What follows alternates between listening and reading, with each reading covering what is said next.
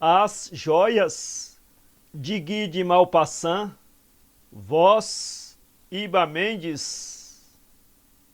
O senhor Lantin, encontrando a senhorita em um evento na casa do seu chefe de seção, enamorou-se perdidamente dela. Era filha de um cobrador da província, já falecido. Tinha vindo a Paris com a mãe, que frequentava algumas famílias na vizinhança com a esperança de casá-la. Eram ambas pobres e estimáveis, tranquilas e suaves. A rapariga parecia o tipo absoluto da mulher honesta, a quem um rapaz sonha em confiar a sua existência. De uma beleza modesta, possuía o atrativo de um pudor angélico, e o seu sorriso imperceptível que não lhe abandonava os lábios parecia um reflexo do seu coração. Todas a admiravam, e as que a conheciam repetiam continuamente: feliz aquele que a desposar, não se pode encontrar melhor. O senhor Lantin, então ajudante de primeira classe do Ministério do Interior, com 3.000 francos por ano de vencimentos, pediu a sua mão e casou com ela. Foi de uma felicidade incrível. Ela mantinha a casa com tanta habilidade e economia que viviam quase com luxo. Não havia gentileza, nem atenção que ela não dispensasse ao marido, e o encanto da sua beleza era tão grande que 6 anos depois do casamento, ele estava ainda mais enamorado do que nos primeiros dias. Só 2 coisas desagradavam ao marido: a sua paixão pelo teatro e pelas joias falsas. Suas amigas, conhecia algumas senhoras de empregados modestos, procuravam-na para as primeiras representações ou para as peças em voga, e ela arrastava o marido, que se cansava muito com esses divertimentos depois de um dia de trabalho. Então ela lhe pediu que a deixasse ir com alguma senhora do seu conhecimento, que pudesse voltar com ela. Foi preciso tempo para habituar-se a esse sistema, que lhe parecia inconveniente, decidindo-se por fim por complacência, e ela lhe ficou muito agradecida. Ora, esta paixão pelo teatro suscitou nela a necessidade de enfeitar-se. Seus vestidos continuavam simples e de bom gosto sempre, e a graça irresistível, humilde e sorridente, aumentava um novo encanto à sua simplicidade. Mas habituou-se a pendurar às orelhas 2 grossas pedras do Reno, que imitavam diamantes, a trazer colares e braceletes de pedras falsas. O marido, que se aborrecia um pouco com esta mania pelas pedras falsas, repetia-lhe: querida, quando não se tem meios de comprar joias verdadeiras, não se apresentam outros adornos senão o da própria graça, que são ainda as melhores joias. E ela respondia sorrindo: que queres? É o meu vício, agrada-me tanto. Sei que tens razão, mas não me corrijo. Como eu adoraria as joias. E fazia passar pelas mãos colares de pérolas, brilhar as facetas de cristal lapidado, repetindo: mas se vê só como são bem trabalhadas, até parecem verdadeiras. Ele sorria declarando: tens gostos de cigana. Algumas vezes à noite, quando estavam junto do fogão, ela colocava sobre a mesa em que tomavam chá a pequena caixa de marroquim que escondia o seu tesouro, na frase do senhor Lantin, e punha-se a examinar aquelas joias falsas com uma atenção apaixonada. Colocava um colar no pescoço do marido para rir de todo o coração, exclamando: como estás ridículo! Depois, atirando-se aos seus braços, beijava-o repetidamente. Uma noite de inverno foi ao teatro e quando voltou a casa tremia de frio. No dia seguinte tossia e 8 dias depois morria de uma pneumonia. Lantin quase a seguiu. O seu desespero foi tão forte que, em um mês, seus cabelos embranqueceram. Chorava noite e dia, com a alma dilacerada por uma dor intolerável, cheio de recordações do sorriso, da voz e dos encantos da pobre morta. O tempo não lhe diminuía a mágoa. Muitas vezes, durante as horas de trabalho, enquanto seus companheiros reuniam-se a discutir os assuntos do dia, seus olhos se enchiam de lágrimas e soluçava. Havia conservado intacto o quarto da sua pobre mulher, e todo dia ele se recolhia para pensar nela. A mobília, os vestidos, ocupavam o seu antigo lugar, mas a vida tornava-se intolerável para ele. O ordenado que nas mãos da mulher chegava para todas as necessidades da família não era agora suficiente para ele sozinho, e perguntava então a si mesmo que faria ela para dar-lhe vinhos excelentes, iguarias escolhidas, que agora não podia conseguir com seus modestos vestimentos. Fez algumas dívidas e procurou dinheiro com um homem reduzido a expedientes. Certa manhã, quando estava sem vintém e faltava ainda uma semana para o fim do mês, lembrou-se de desfazer-se do tesouro da mulher, pois no fundo do coração conservava ainda uma espécie de rancor por aqueles europeus. Cada vez que o olhava, experimentava um sentimento de desgosto que escurecia a recordação da esposa. Procurou entre as joias, que usara até o último momento, a que ela parecia preferir, e decidiu-se pelo colar, que podia valer, pensou ele, 6 a 8 francos, porque era na verdade bem trabalhado. Pô-lo no bolso, foi para o ministério e em caminho procurou um ourives que lhe merecesse confiança. Encontrou um e ficou um pouco envergonhado de exibir a sua miséria e de vender um objeto de tão pouco valor. Senhor, disse ao negociante, desejo saber quanto vale este objeto.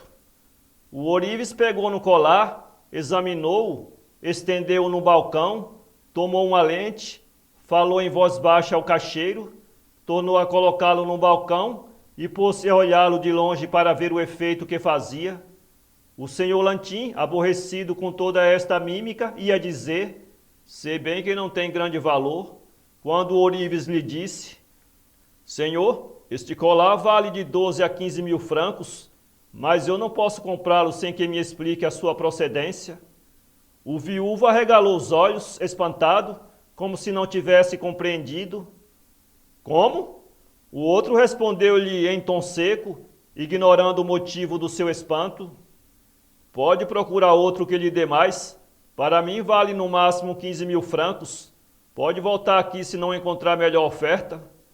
Lantin, aturdido, desesperado, retomou o colar e saiu, obedecendo a uma confusa necessidade de ficar só e refletir.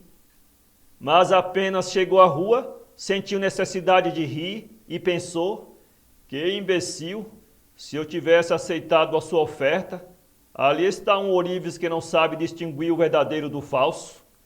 Foi a outro, que ficava na embocadura da rua de Lapax. Este apenas viu a joia e exclamou, ó, conheço bem este colar, foi comprado aqui. Lantin, perturbadíssimo, perguntou quanto valia. Vendi-o por 25 mil francos e estou pronto a dar-lhe já por ele 18 mil francos, contanto que, em obediência a uma disposição legal, me diga como está de posse dele. Desta vez Lantin não pôde se conter, mas repare bem, atentamente, pensei até agora que fosse falso. O joalheiro disse, queira ter a bondade de dizer-me seu nome. Chamo-me Lantin, sou empregado no Ministério do Interior e resido à Rua dos Mártires, número 16. O joalheiro abriu um livro, procurou e disse, de fato, este colar foi mandado para o endereço da senhora Lantin, Rua dos Mártires, 16, em 20 de julho de 1876. Os dois homens fixaram-se, o empregado aturdido de espanto e o ourives desconfiado de que fosse algum ladrão. Este último pediu, quer ter a bondade de entregar-me este objeto por 24 horas? Passo-lhe recibo. Pois não. E Lantin saiu com o recibo no bolso, atravessou a rua, viu que se enganava, tornou a descer para Tolherias, passou Sena, tornou a notar que estava enganado, voltou aos Campos Elíseos sem uma ideia precisa na cabeça, esforçou-se para raciocinar, para compreender. Sua mulher não podia comprar um objeto de tal valor, mas então era um presente. Quem o havia dado e por quê? Uma dúvida terrível assaltava-o. E esta? Mas então todas as outras eram presentes. Parecia-lhe que a terra tremia, estendeu os braços e caiu sem sentidos. tornou-se em uma farmácia para onde o havia conduzido, foi para casa, até a noite chorou desesperadamente, mordendo um lenço para não gritar. Depois deitou-se, fatigado, cheio de mágoas, e dormiu um sono pesado. Um raio de sol despertou, levantou-se para ir ao trabalho. Era duro trabalhar naquele estado de espírito. Podia desculpar-se com o chefe e escreveu-lhe. Depois viu que precisava voltar ao joalheiro, sentiu-se cheio de vergonha. Esteve refletindo muito tempo, não podia deixar o colar com aquele homem. Vestiu-se e saiu. Fazia um tempo lindo. O céu azul estendia-se sobre a cidade, que parecia sorrir. Lantim pensou, olhando aquela gente, aquela vida, como se é feliz quando se é rico. Com dinheiro pode-se sufocar a dor, vai-se onde se quer, viaja-se, distrai-se. Oh, se eu fosse rico! Lembrou-se que estava com fome, pois não comia desde a véspera, mas o seu bolso estava vazio e lembrou-se do colar, 18.000 francos, já era dinheiro. Voltou para a rua de La Pax, 18.000 francos. 20 vezes quis entrar na loja, mas a vergonha detinha-o sempre. Entretanto, tinha fome, muita fome, e estava sem vintém. Decidiu-se bruscamente, atravessou a rua correndo para não refletir e entrou no ourives. O joalheiro apressou-se em oferecer uma cadeira com uma gentileza sorridente. Até os caixeiros olhavam-no de soslaio. O negociante declarou: estou pronto a pagar a soma que lhe ofereci. Então o joalheiro foi a um cofre, retirou 18 bilhetes de 1.000 francos, contou-os e os entregou a Lantim, que passou o recibo e com a mão trêmula pôs o dinheiro no bolso. Ia sair, mas voltou-se para o negociante, que sorria sempre abaixando os olhos. Tenho, disse, outras joias que couberam na mesma herança. Convide a comprá-las? De certo, senhor. Um dos caixeiros saiu para rir, outro assou o nariz com toda a força. Lantim, impassível, respondeu: hei de trazê-las, e tomou um carro para ir buscar as joias. Quando voltou, 1 hora depois, ainda não tinha almoçado. Puseram-se a examinar os objetos, um a um.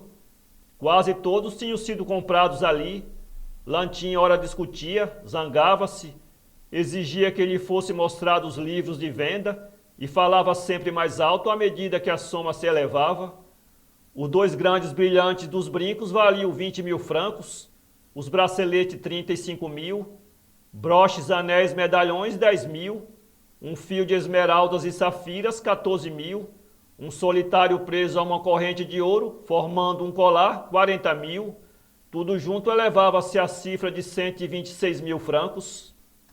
O ourives declarou com uma bonomia irônica: tudo isto pertenceu a uma pessoa que empregava todas as suas economias em joias. Lantim respondeu gravemente: e um modo como qualquer outro de empregar o dinheiro. Saiu. Quando chegou à rua, sentia-se tão leve que podia saltar sobre uma estátua que se erguia alta no centro de uma praça. Foi almoçar num voisin e bebeu vinho de 20 francos a garrafa. Depois tomou um carro e deu um passeio pelo Bowl. Olhava para os outros carros com certo desprezo e tomado pelo desejo de gritar aos que passavam: eu também sou rico, tenho 200.000 francos.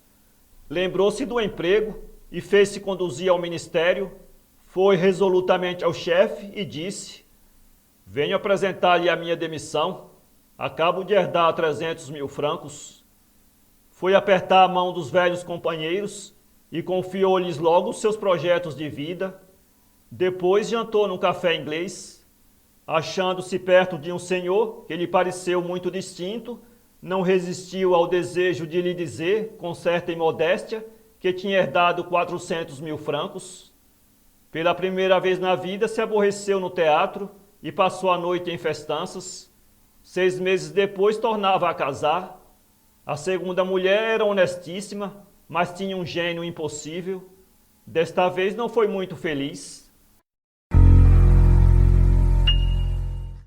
Para ler este conto, acesse www.poeteiro.com